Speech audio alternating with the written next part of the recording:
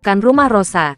Dia bertanya kepada pengawal, orang yang menghubungi saya terakhir kali. Apakah Anda sudah tahu siapa itu? Anjas, kata pengawal itu. Baktiar tersenyum dingin dan berkata, orang ini benar-benar ingin menggunakan saya sebagai tombak. Dia benar-benar berani. Pergi dan temui dia. Anjas sering mengunjungi Arjun dan memberitahu Arjun tentang situasi saat ini di Bandung. Dan masalah yang sedang dihadapi Aril adalah apa yang sangat ingin dilihat oleh Anjas dan Arjun. Mereka bahkan berharap Aril akan segera mati. Hanya dengan cara ini Arjun akan memiliki kesempatan untuk mendapatkan kembali kendali atas keluarga Wibowo di Indonesia setelah dia dibebaskan dari penjara. Di mata Anjas, rencananya sempurna. Tapi dia tidak pernah menyangka Baktiar akan ke Indonesia secara langsung. Ketika Baktiar muncul di depan Anjas, biasanya pria yang berdiri tegak ini menjadi pucat karena ketakutan.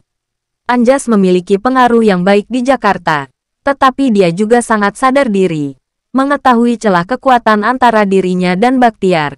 Jadi saat menghadapi Baktiar, dia tampak sangat berhati-hati.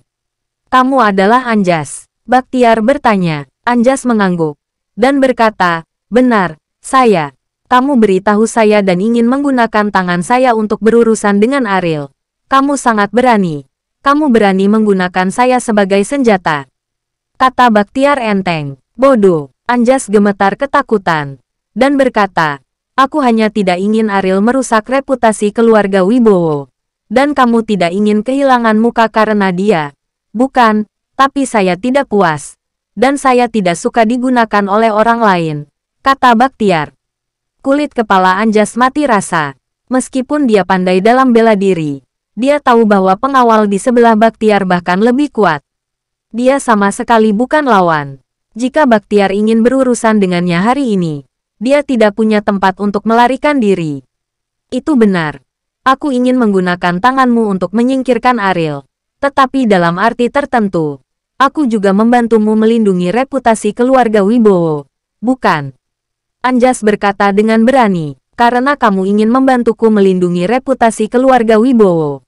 Bukankah seharusnya kamu membunuh Arjun dulu?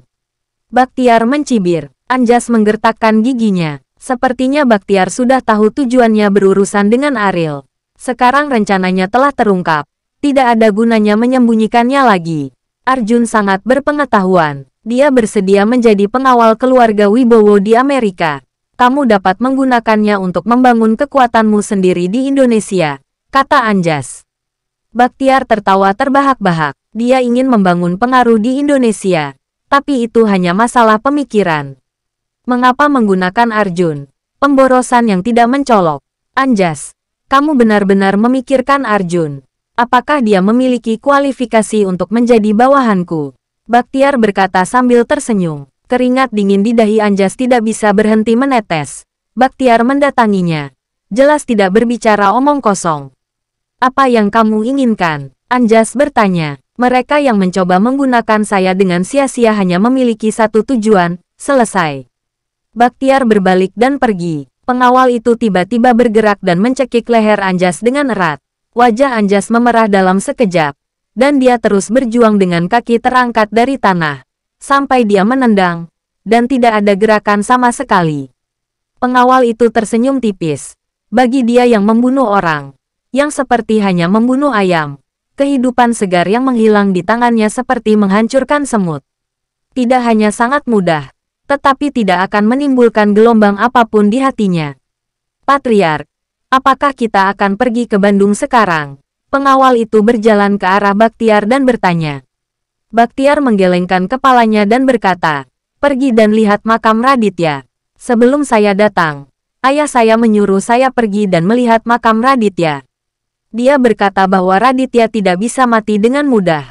Dia meminta saya untuk memverifikasi masalah ini. Pengawal itu keriput. Raditya sudah memiliki posisi spiritual. Bagaimana mungkin dia tidak mati? Kecurigaan seperti itu menurutnya tidak berdasar. Tetapi karena lelaki tua itu memiliki permintaan seperti itu, dia harus mengikuti apa yang dia katakan. Meskipun Baktiar adalah kepala keluarga, dia tidak berani melanggar perintah orang tuanya juga. Di pemakaman tertentu di Jakarta, kecuali hari-hari khusus, Hampir tidak ada orang di sini kecuali administrator pemakaman. Jadi ketika Baktiar dan keduanya muncul, administrator merasa sangat aneh. Apa yang kalian berdua lakukan? Tanya administrator. Di mana makam Raditya? Baktiar bertanya. Raditya juga seorang tokoh terkenal di Jakarta. Dan ada banyak keributan pada hari penguburannya, banyak orang dengan status luar biasa di Jakarta hadir. Jadi administrator tahu Raditya di mana kuburannya. Tetapi dua orang ini datang mengunjungi kuburan itu. Bahkan jika mereka tidak mengetahui kuburan itu. Ini terlalu aneh. Kamu berasal dari keluarga Wibowo. Mengapa aku tidak melihatmu sebelum pemakamannya? Tanya administrator dengan curiga. Pada saat ini, pengawal mengeluarkan setumpuk uang dan berkata, "Berhentilah berbicara omong kosong. Bawa kami ke sana." Melihat mata membelalak, administrator segera kehilangan keraguannya dan memimpin keduanya menuju pemakaman Raditya. Ini dia, yang setara dengan saat dia dimakamkan. Tapi pemandangannya tidak terbatas, dan banyak orang penting di Jakarta telah datang, kata administrator sambil menghela nafas. Baktiar mencibir. Pemandangannya tak terbatas. Pemborosan semacam ini, bagaimana dia bisa layak untuk kata pemandangan? Hanya orang bodoh yang akan menganggapnya sebagai karakter. Apakah ada sekop? Baktiar bertanya. Apa yang ingin kamu lakukan? Tanya administrator bingung. Buka makamnya. Buka makamnya. Administrator tampak ketakutan. Yang mati adalah yang terpenting. Tidak peduli kebencian apapun yang ada dalam hidup. Kematian harus hilang. Kedua orang ini tidak ada di sini untuk menyapu kuburan, tetapi untuk menggali kuburan. Jika keluarga Wibowo mengetahui hal ini, apakah akan terjadi kekacauan? Berhentilah berbicara omong kosong. Cepat dan cari. Pengawal itu bertanya kepada administrator dengan dingin. Apakah kamu tahu kuburan siapa ini? Kamu bisa menggali kuburan orang tua dari keluarga Wibowo.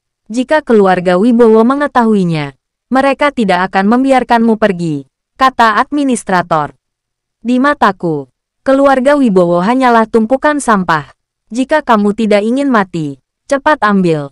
Kalau tidak, akan ada kuburan baru di sini hari ini.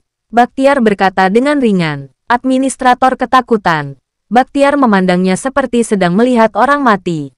Dia tahu bahwa pria seperti ini jelas bukan sesuatu yang bisa dia provokasi. Jadi untuk menghindari kemarahan, dia hanya bisa melakukan apa yang dia katakan. Setelah membawa sekop, administrator mengawasi dengan tenang dari samping.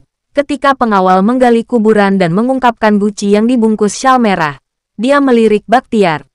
Buka, kata Baktiar ringan. Tanpa basa-basi, pengawal itu merobek selendang merah dan mengangkat tutup guci yang seharusnya berisi abu, tetapi ternyata kosong. Patriark, ini, pengawal itu mengerutkan kening. Terlihat sangat terkejut. Tidak ada abu Raditya di dalam guci. Mungkinkah dia benar-benar belum meninggal? Senyum dingin muncul di wajah Baktiar yang penuh kedinginan. Dan dia berkata, bajingan tua ini benar-benar belum mati. Aku tidak tahu trik apa yang dia mainkan lagi. Raditya belum mati. Administrator di samping melebarkan matanya saat Raditya meninggal. Tetapi itu mengejutkan seluruh Jakarta. Sekarang orang ini benar-benar mengatakan bahwa Raditya belum meninggal. Jika berita ini menyebar, berapa banyak orang yang akan tercengang? Jika kamu berani mengungkapkan sesuatu tentang masalah hari ini, aku akan membunuh seluruh keluargamu. Baktiar mengancam administrator. Bersambung.